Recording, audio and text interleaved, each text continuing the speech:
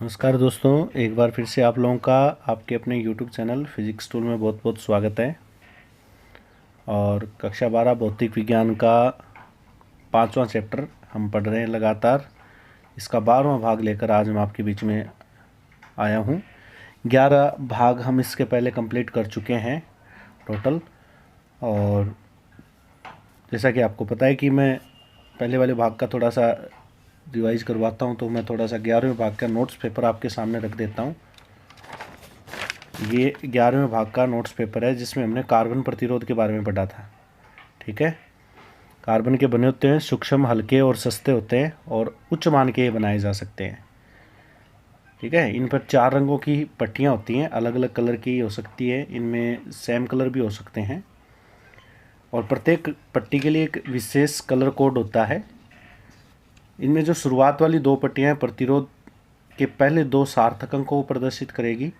तीसरी पट्टी दशमलव गुणांक को, और डेसिमल गुणांक भी कहते हैं इसको। चौथी पट्टी सारता प्रतिशत को प्रदर्शित करती है। ठीक है, और ये कलर और उनके सार्थक अंक, दशमलव गुणांक, किस कलर के लिए कौन सा अंक होना है, ठीक है, वो मैंने आपको एक टेबल बनाकर यहाँ पर बताने की कोशिश की है। अलग अलग कलर के लिए अलग अलग है। ये टेबल आपको याद करनी है। इस टेबल को याद करने के लिए मैंने आपको एक फॉर्मूला भी बताया था। ठीक है, इस फॉर्मूले के अकॉर्डिंग आप ये टेबल तैयार कर सकते हो।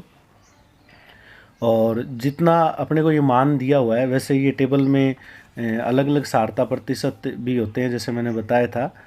तो अमूमन अपने सिलेबस के अनुसार आपको चौथी पट्टी है ना, क्योंकि चौथी पट्टी सारता प्रतिशत को बताएगी। चौथी पट्टी किसको बताएगी?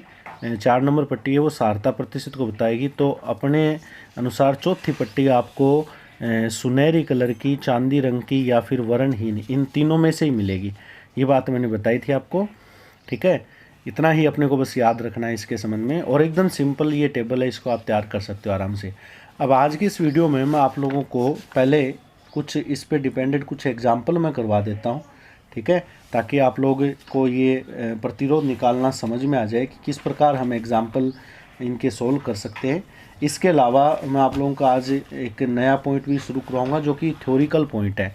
ठीक है, थोड़ा सा थ्योरिकल है, लेकिन उसको समझने की कोशिश करना। ताप का प्रभाव पढ़ेंगे हम। ठीक है, तो ताप का प्रभाव पढ़ेंगे चालक, अर्धचालक और कुचालक पर। और उस ताप से प्रतिरोध पर क्या फ़र्क पड़ता है, प्रतिरोधकता पर क्या फ़र्क पड़ता है, वो चीज़ आज हम देखेंगे इस वीडियो के अंदर। ठीक है, तो चलिए पहले एक एग्जाम्पल कर लेते हैं कोई कार्बन प्रतिरोध के ऊपर। एक एग्जाम्पल मैं आपको बता देता हूँ, फिर आप आराम से इस पॉइंट को कर सकते हो। जैसे मैंने एक एग्जाम्पल के रूप में आपको एक कार्बन प्रतिरोध दे दिया। परीक्षा में 2-3 प्रकार से ये क्वेश्चन आ सकता है। या तो आपको डायग्राम देगा आपको और आपसे प्रतिरोध का मान पूछेगा, या फिर प्रतिरोध की वैल्यू देकर आपसे कलर, वर्ण जो है, कलर कोड है, वो पूछ सकता है। ठीक है, जैसे आपको ये एक डायग्राम दे दिया और इसमें 4 पट्टियाँ कुछ इस प्रकार बना दी। जैसे मैं लाल पेन से ये पट्टियाँ बना देता हूँ, 1, 2, 3 और 4। ठीक है, 4 अलग अलग कलर की ये पट्टियाँ हो सकती हैं, सेम भी हो सकती हैं, वो भी कोई ज़रूरी नहीं है। तो ये पट्टियाँ बना दी मैंने। इसमें ये जो पट्टी है, जैसे मैं कह देता हूँ ये पट्टी लाल रंग की है, सपोज करो, और दूसरी पट्टी मैं कह देता हूँ हरे रंग की है, दूसरा कलर हरा है। तीसरी पट्टी है ना, वो मैंने कह दिया, जैसे सपोज करो भूरा कलर है। ठीक है, और चौथी जो पट्टी है वो मैंने कह दिया चांदी के रंग की है। चांदी का रंग समझ गए आप लोग? ठीक है, इस प्रकार मैंने आपको कलर दे दिए इसके। अब ये एग्जाम्पल आप थोड़ा सा क्लियर करना है यहाँ से। ठीक है, मैं एक बार नोट्स पेपर अपना पुराने वाला भी यूज़ में लेता हूँ, क्योंकि टेबल वहीं से हमने पढ़ी थी। चलिए, पहला कलर देखो, पहली पट्टी कौन सी कलर की है? लाल रंग की है। तो पहली 2 पट्टियाँ प्रतिरोध अंक को प्रदर्शित करेगी। ठीक है, यही तो कहते हैं हम, पहली 2 पट्टी प्रतिरोध अंक को। ठीक है, तो ये मैंने मान यहाँ पे नोट कर दिए कि पहली 2 पट्टी लाल रंग का प्रतिरोध अंक और दूसरी पट्टी भी प्रतिरोध अंक को। ठीक है, मैंने चारों नोट कर दिए। तीसरी पट्टी भूरे कलर की है ना, दशमलव गुणांक को, और चौथी पट्टी सारता प्रतिशत को। ठीक है, अब अपनी टेबल लेते हैं।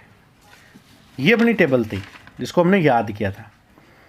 तो प्रथम दो पट्टियों के बारे में हम देखें तो पहली दो पट्टियां देखना कौन कौन सी, लाल और हरे कलर की है। इनके प्रतिरोध अंक देखने, पहले दो पट्टियों के प्रतिरोध अंक देखने, पहली दो पट्टियों के प्रतिरोध अंक देखने। पहली पट्टी कौन सी है, लाल, और दूसरी कौन सी, हरी। क्रम ध्यान रखना, आपको क्रम से देखना है, ठीक है। पहली दो पट्टियों के प्रतिरोध अंक देखो भाई, देखो अब लाल कलर के लिए प्रतिरोध अंक कितना है, 2, और फिर हरे के लिए कितना है, 5, ठीक है। लाल के लिए कितना है, 2, और हरे के लिए कितना है, 5 है। तो इसका तो लिख दिया मैंने 2, इसका लिख दिया मैंने 5, ठीक है। आगे बढ़ो, भूरे रंग का दशमलव गुणांक देखो, भूरा रंग ये है और इसका दशमलव गुणांक है 10 की घात 1, तो इसका दशमलव गुणांक लिख दो 10 की घात 1। और फिर चांदी के रंग का सारता प्रतिशत देखना आपको, तो चांदी का रंग देखो कहाँ पर है, चांदी का रंग सेकंड लास्ट है, इसका सारता प्रतिशत है ±10, तो मैं यहाँ नोट कर देता हूँ ±10%, नोट कर दिया मैंने। तो अब ये जो कार्बन का प्रतिरोध आएगा ना, उसका आंसर ये हो जाएगा, कार्बन का प्रतिरोध क्या होगा, मैं यही लिख देता हूँ साइड में, वो हो जाएगा 2, 5, प्रथम दो अंक हो गए ना, 2, 5, प्रथम दो अंक इंटू दशमलव गुणांक 10 की पावर 1 ±10%, और ब्रैकेट लगाकर आगे लिख देना ओम, ठीक है। ये इसका आंसर हो जाएगा। इसको आप ऐसे भी लिख सकते हो क्योंकि ये 10 की पावर 1 10 होता है ना, तो 250 ±10%, बात आ रही समझ, 250 ±10%, ये ओम में उत्तर आ जाएगा। समझ में आ गई बात मेरी। इस प्रकार आप लोग कार्बन प्रतिरोध के जो क्वेश्चन है वो सोल्व कर सकते हो। इसके अलावा इसी सवाल को आप उल्टा समझ सकते हो, ठीक है, कि आपको ये उत्तर देते हैं। अब देखो ये उत्तर आपको किसी रूप में दे सकता है, मैं अमूमन बच्चों से ये बात कहता हूँ भी हूँ कि आप क्वेश्चन को ध्यान से पढ़ो। तो यही क्वेश्चन अगर आपको उल्टा दे दे कि आपको ये वैल्यू दे दे और आपसे पूछ ले कि पट्टियों के कलर बताओ, ऐसे क्वेश्चन बोर्ड एग्जाम में आते हैं, ठीक है। और पक्का क्वेश्चन आता है इस कार्बन प्रतिरोध पर, तो लगभग 1 नंबर का क्वेश्चन देखने को मिलता है। तो अगर आपको जो भी रिजल्ट अगर आपको दिया गया है और उससे देखकर आपको रंगों का जो नाम बताना है, जैसे उत्तर दे दिया, अगर ये ऐसा उत्तर आ जाए ना, तो आप लोग जैसे सपोज करो आपको ये एग्जांपल दे दे कि 250, तो बहुत सारे बच्चे यहाँ पर कन्फ्यूजन हो जाए कि 250 में डेसिमल गुणांक तो है ही नहीं, तो 2, 5 प्रथम दो अंक हो गए, 2, 5 प्रथम दो अंक हो गए, और इसकी 10 की घात आपको ढूंढनी पड़ेगी कितनी है, ठीक है। तो इस प्रकार आपको, जैसे मैं एक एग्जांपल लिख देता हूँ, जैसे एक एग्जांपल मैंने लिख दिया कि आपको मैंने कह दिया कि कार्बन का प्रतिरोध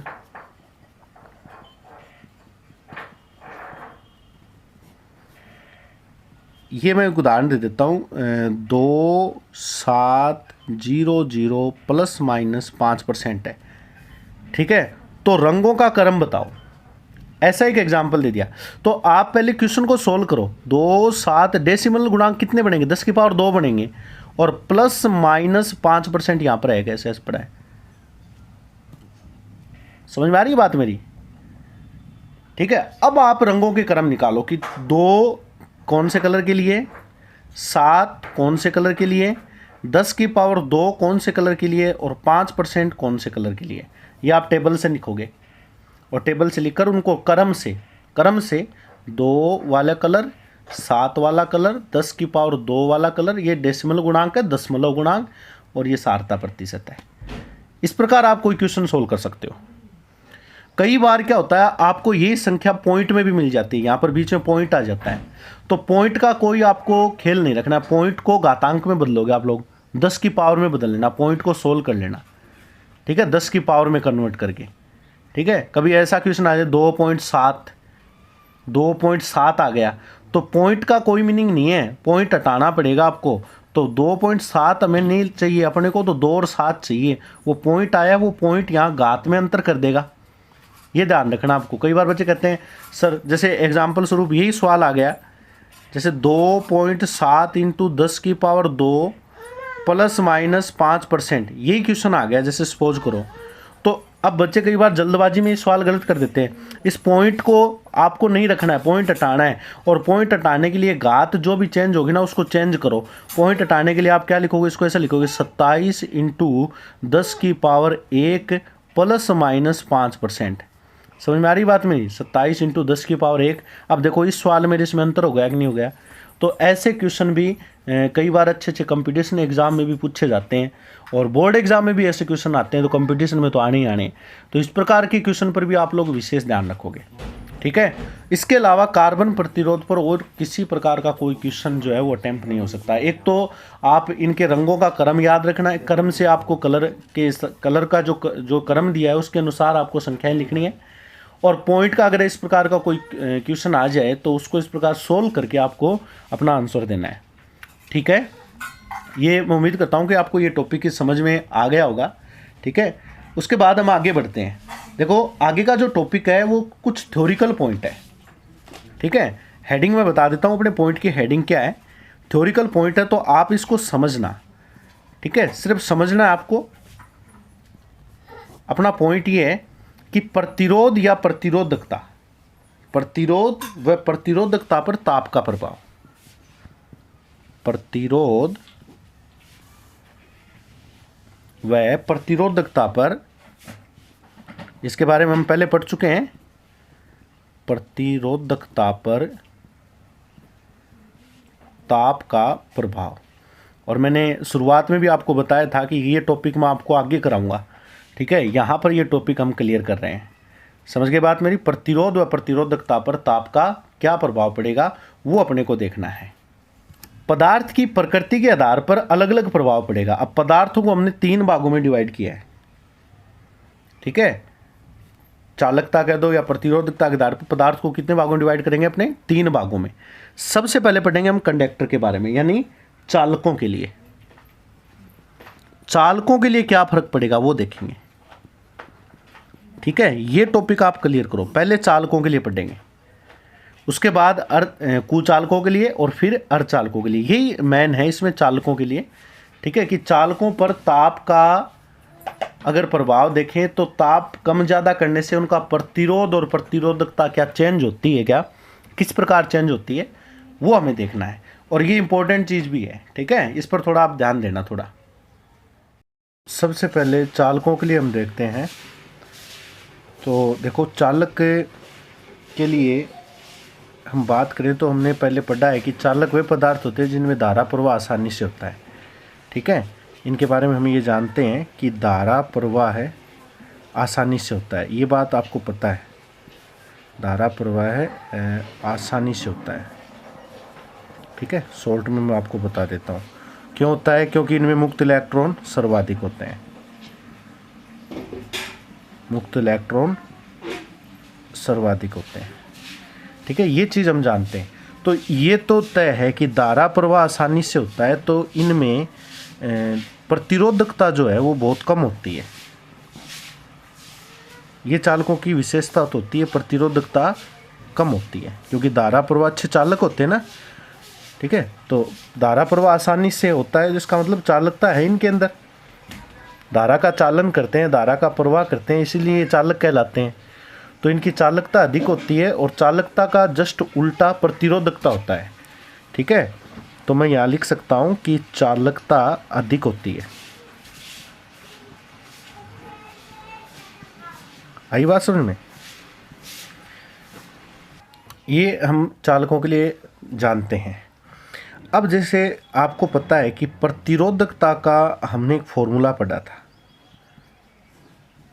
ठीक है। पहले इसी पाठ के अंदर जब हमने ओम के नियम की सत्यापना की थी तो वहाँ पर मैंने प्रतिरोधकता का आपको सूत्र लिखाया था, अगर याद है तो, रो बराबर mn(e²) टो। इसका उल्टा करते ही चालकता आ जाएगा। देखो प्रतिरोधकता और चालकता एक दूसरे के व्युत्क्रम होते हैं, तो आप इन दोनों में से एक चीज़ याद रखो, प्रतिरोधकता वाला याद रख लो, चालकता का जस्ट उल्टा हो जाएगा, ठीक है। ये टॉपिक है ना, ये टॉपिक ऐसे भी आ सकता है, चालकता पर ताप का प्रभाव, चालकता पर ताप का प्रभाव आ सकता है, ठीक है। और प्रतिरोध और प्रतिरोधकता की बात करें तो जैसा प्रभाव प्रतिरोधकता का होगा वही प्रभाव प्रतिरोध का होना है, क्योंकि प्रतिरोध और प्रतिरोधकता में कोई ज़्यादा अंतर नहीं होता। बस अंतर हमने परिभाषा से पढ़ा था कि R बराबर ρl/a होता है, ठीक है। तो अगर तार की लंबाई और क्षेत्रफल 1 कर दूं, तार की लंबाई और क्षेत्रफल को अगर एक कर दूं तो प्रतिरोध और प्रतिरोधकता एक दूसरे के बराबर होती है, ये हम जानते हैं। तो जो ताप का प्रभाव प्रतिरोध पर होगा वही प्रभाव प्रतिरोधकता पर होगा, ठीक है। और इनका जस्ट उल्टा प्रभाव चालकता पर पड़ने वाला है, ये हम जानते हैं। अब देखिए बच्चों, हमने एक चीज़ पढ़ी थी, मैंने आपको ये बताया था कि अगर मैं एक चालक की बात करूं तो चालक के लिए, चालक की हम चर्चा कर रहे हैं, अगर आपने यहाँ पर देखो m क्या चीज़ है, इलेक्ट्रॉन का द्रव्यमान है, ठीक है। m इलेक्ट्रॉन का द्रव्यमान है और मैं लिख देता हूँ यहाँ पर इलेक्ट्रॉन का द्रव्यमान, ठीक है। m इलेक्ट्रॉन का द्रव्यमान है। उसके बाद आपको पता है कि E इलेक्ट्रॉन का आवेश है, E इलेक्ट्रॉन का आवेश है, ठीक है। और n क्या है, n एकांक आयतन में इलेक्ट्रॉन की संख्या, आयतन में इलेक्ट्रॉन की संख्या, ठीक है। मैं आपको यही समझाने की कोशिश कर रहा हूँ, ये शॉर्ट में, थ्योरी ज़्यादा है इसको, तो ज़्यादा थ्योरी पढ़ने से कोई फ़ायदा नहीं है, आप सिर्फ ये पॉइंट याद रखो। तो देखो, अगर मैं चालक के लिए, किसी पदार्थ के लिए इन सभी राशियों को नियत मानूं, और हम एक पदार्थ के लिए नियत मान सकते हैं, ठीक है। नियत मानने तो मैंने लाल पेन से नोट कर दिया, तो रो का मान है वो टो पर डिपेंड हो गया। किस पे डिपेंड हो गया? टो पर। अब टो क्या चीज़ है? विश्रांति काल। अब मैं आपको थोड़ा सा पुराने टॉपिक पर एक बार याद कराने की कोशिश करूंगा, आप थोड़ा ध्यान देना। हमने अपवन वेग पढ़ा था, और अपवन वेग में हमने ये चीज़ देखी थी कि जब इलेक्ट्रॉन एक सिरे से दूसरे सिरे की ओर जाते हैं तो जिस औसत वेग से गति करते हैं, ये तो पढ़ा था हमने, वो अपवन वेग कहलाता है। और इस दौरान जब वो गति करते हैं तो रास्ते में जो धनायन या जो आयन आते हैं उनसे वो टकराते हैं, तो जो टक्कर में समय लगता है, टक्कर में जो समय लगता है, जो औसत समय होता है, उसे विश्रांति काल कहते हैं। तो क्या चीज़ है यहाँ पर? विश्रांति काल। आप समझना, बहुत सिंपल चीज़ है। टक्कर में आयनों से जो टक्कर होती है इलेक्ट्रॉन की, उस टक्कर में लगा समय विश्रांति काल होता है। फिर हमने ये कहा था कि जब इलेक्ट्रॉन एक दूसरे से टक्कर करते हैं तो टक्कर के दौरान उनका वेग कम ज़्यादा होता है, ऐसा हमने पढ़ा है, ठीक है। तभी तो हमने औसत वेग निकाला था अपवन वेग में, याद आ रहा है? हमने औसत वेग निकाला। जब वेग कम ज़्यादा होता है तो टक्कर जब होगी आपस में, तो टक्कर में टाइम भी कम ज़्यादा लगेगा। बात समझ में आ रही है? ठीक है। जब इलेक्ट्रॉन आपस में टकराएंगे, आयनों से टक्कर होगी, तो टक्कर के दौरान स्पीड कम ज़्यादा होती है, स्पीड कम ज़्यादा होती है तो आयनों की टक्कर में टाइमिंग भी कम ज़्यादा होगी, इसीलिए हमने औसत लिया था, ठीक है। वो औसत समय विश्रांति काल कहलाता है। ये कॉन्सेप्ट आपके क्लियर होना चाहिए। अब दोस्तों मैं आगे चर्चा ये करता हूं कि मेरा पॉइंट है ताप बढ़ाना। यदि ताप बढ़ाते हैं, ध्यान देना, बहुत ही सिंपल चीज़ है। यदि ताप बढ़ाते हैं तो क्या होगा? ताप बढ़ाने से इलेक्ट्रॉनों को ऊर्जा मिलेगी, ठीक है। ताप बढ़ाएंगे, ताप बढ़ाने से जो तापीय ऊर्जा है, उस तापीय ऊर्जा से इलेक्ट्रॉन स्पीड से गति करेंगे, ठीक है। स्पीड से गति करेंगे और गति करने से उनकी जो टक्कर की आवृत्ति है, ताप बढ़ाते हैं तो इलेक्ट्रॉन की टक्करों की आवृत्ति बढ़ती है। भाई साफ सी बात है, ताप बढ़ा दिया, इलेक्ट्रॉनों को एनर्जी मिल गई, इलेक्ट्रॉन स्पीड से गति करेंगे, ऊर्जा मिलेगी, ऊर्जा मिलने से इलेक्ट्रॉन की गति बढ़ेगी, ठीक है। ऊर्जा मिलने से इलेक्ट्रॉन की गतिज ऊर्जा बढ़ती है, उसकी स्पीड बढ़ेगी, स्पीड बढ़ेगी तो वो जल्दी टक्कर करेगा। जब वो जल्दी टक्कर करेगा, जल्दी टक्कर करेगा तो उसकी टक्करों की आवृत्ति बढ़ेगी। क्लियर ये बात? टक्करों की आवृत्ति बढ़ने से क्या होगा? ये जो टो है ना, टो यानी विश्रांति काल, औसत समय जिसे हम बोल रहे हैं, विश्रांति काल का मान दोस्तों घटेगा। ये तो साफ सी बात है, क्योंकि जल्दी टकराएंगे, हमने ऊर्जा बढ़ा दी, ताप बढ़ाया है, ऊर्जा बढ़ी है, ऊर्जा मिली है इलेक्ट्रॉनों को ऊर्जा मिली है तो इलेक्ट्रॉन जल्दी जल्दी टकराएंगे, और जब जल्दी जल्दी टकराएंगे तो जो टक्कर में लगा समय है वो घट जाएगा।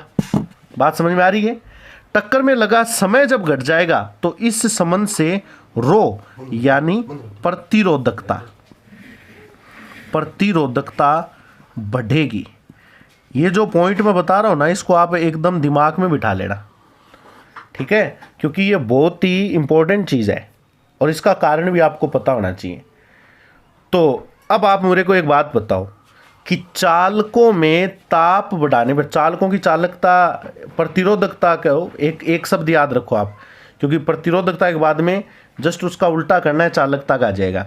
चालकों की प्रतिरोधकता कम होती है, स्टार्टिंग में ये तो था, लेकिन जब ताप बढ़ाया तो ताप बढ़ाने से इसका असर इसके अनुकूल पड़ा या प्रतिकूल पड़ा? मेरे हिसाब से इसके अपोजिट काम हुआ कि प्रतिरोधकता पहले कम थी, अब वो बढ़ गई। प्रतिरोधकता का मान बढ़ना मतलब रुकावट का मान बढ़ना। समझ में आ रही है बात मेरी? तो स्पष्ट बात है, याद रखना ये पहला पॉइंट मेरा, कि जब चालकों का ताप बढ़ाया जाता है तो ताप बढ़ाने से इलेक्ट्रॉनों की एनर्जी में वृद्धि होती है, ऊर्जा बढ़ती है, टक्करों की संख्या बढ़ती है, जल्दी जल्दी वो टकराते हैं, और टकराने से जो टक्कर का जो टाइम होता है औसत समय वो घटता है, उस समय घटेगा जिससे प्रतिरोधकता का मान बढ़ता है। समझ में आ गई बात मेरी? और हम ये भी कह सकते हैं अब कि चालकता घट रही है, तो मैं तो ये कहूँगा अपने शब्दों में कि ताप बढ़ाने से चालकों में कोई फ़ायदा नहीं है, ठीक है, क्योंकि जो चालकता ज़्यादा थी वो घट रही है। समझ में आ गई बात मेरी? अब ये जो परिवर्तन है ना, ये परिवर्तन एक समीकरण से बताया जाता है, ठीक है। ये एक परिवर्तन ताप के साथ जो प्रतिरोधकता का ये जो परिवर्तन है, प्रतिरोधकता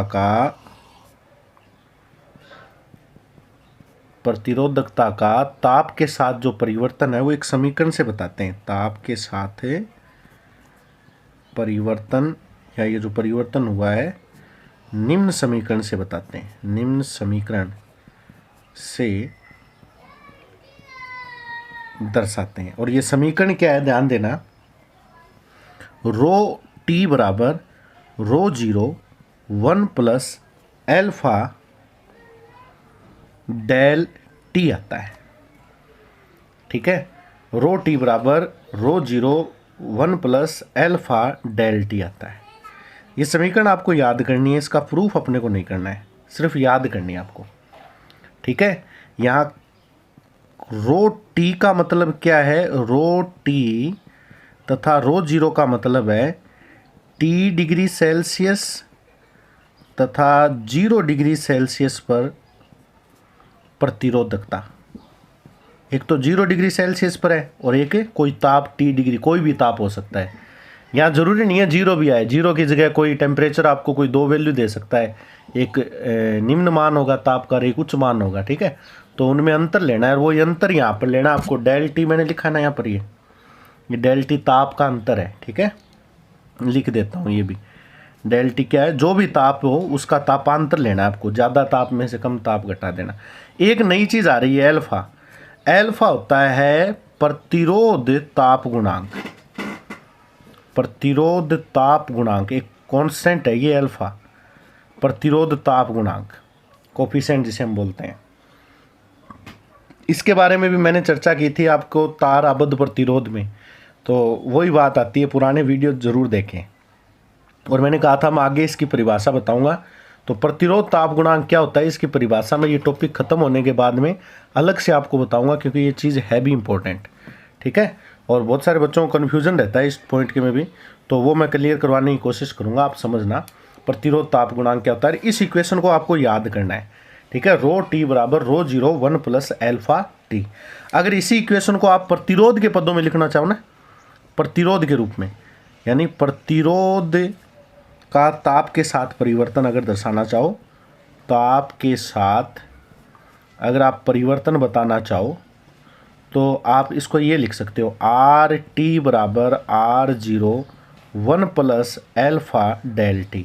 समझ में आ गई होगी इक्वेशन, क्योंकि सेम ही रहेगी ये। रो की वैल्यू रखोगे ना या आर की वैल्यू रख दो तो एल और एस अगर दोनों में इक्वल ले गए तो वो कैंसिल हो जाएंगे, ये इक्वेशन बचेगी। यानी जहाँ रो है उसकी जगह आपको आर लिखना है। तो ये आज का ये जो टॉपिक है, इस टॉपिक में हमने प्रतिरोध का और प्रतिरोधकता का ताप के साथ क्या प्रभाव पड़ता है, वो भी कौन से पदार्थों के लिए, चालकों के लिए, जो कंडक्टर होते हैं हमारे, लगभग सभी धातुएं जिन्हें हम चालक बोलते हैं, उन चालकों के लिए हमने ये अध्ययन किया है। ठीक है, तो आज के इस टॉपिक के अंदर मैं आप लोगों को इतना ही बताऊंगा। ठीक है, इस पॉइंट में हमने एक तो कार्बन प्रतिरोध के जो उदाहरण परीक्षा में पूछे जाते हैं उस पर मैंने आपको एक क्वेश्चन सोल्व करवाया है, और मैंने कोशिश की है कि जो भी क्वेश्चन, और मैं तो यहाँ तक कहता हूँ कि जो आपने ये पढ़ा है, जो भी कोई कंपटीशन एग्जाम में भी अगर क्वेश्चन आता है तो इस बेस पर क्वेश्चन पूछा जा सकता है। ठीक है, बोर्ड एग्जाम में भी क्वेश्चन आता है और ये ताप पर प्रभाव पड़ा है, तो मैंने चालकों के लिए आपको ये बताने की कोशिश की है। एक चीज़ मैं पेंडिंग छोड़ रहा हूँ, वो मैं आगे कराऊंगा, प्रतिरोध ताप गुणांक। तो ताप के साथ क्या परिवर्तन होता है वो आज की इस वीडियो में आपने पढ़ा है। वीडियो थोड़ा बड़ा हो जाता है इसलिए हमें थोड़ी समस्या होती है अपलोडिंग करने में, तो माफ़ी चाहते हैं। तो जितना हम टॉपिक करवाते हैं उतने आप तैयार करें, उनके नोट्स बनाने की कोशिश करें और वीडियो बार बार देखें। एक साथ ही मैं ये कहना चाहूँगा कि जो बच्चे मेरे से पढ़ते हैं लगातार, या जो मेरे स्टूडेंट रहे हैं और वो लगातार वीडियो फॉलो कर रहे हैं, तो उनको पहले तो धन्यवाद। और बच्चों मैं आपसे ये रिक्वेस्ट करूँगा कि आप अपनी कक्षा के जितने भी बच्चे हैं उनको इस संबंध में आप सूचना दें कि सिलेबस स्टार्ट हो चुका है। जैसा आपको तो पता ही है कि 5वां चैप्टर चल रहा है, तो जिन बच्चों ने लगातार इस वीडियो को शुरुआत से फॉलो किया है वो बच्चे आज 5वें चैप्टर में चल रहे हैं, तो ये उनके लिए बहुत बड़ी बात है। और जो अगर छूट गए हैं, जो रह गए हैं, तो उनके लिए भी टेंशन करने की बात नहीं है। प्लेलिस्ट हमने बना दी है, तो आप लोगों को क्रम से चैप्टर वाइज वीडियो मिल जाएंगे, आप उनको देखो। और अगर फिर भी कोई प्रॉब्लम आती है आप कमेंट बॉक्स में लिखो, मैं आप लोगों को कोई भी टॉपिक की प्रॉब्लम हो वो दोबारा सॉल्व कराने की कोशिश करूँगा। ठीक है, तो आज की वीडियो में फिलहाल इतना ही। आगे के नए वीडियो में हम यही परिवर्तन पढ़ेंगे अर्धचालक और कुचालकों के लिए। ठीक है, और प्रतिरोध ताप गुणांक को परिभाषित कर रहे हैं। ठीक है, तो घर पे रहिए, सुरक्षित रहिए और पढ़ाई कीजिए। जय हिंद, जय भारत।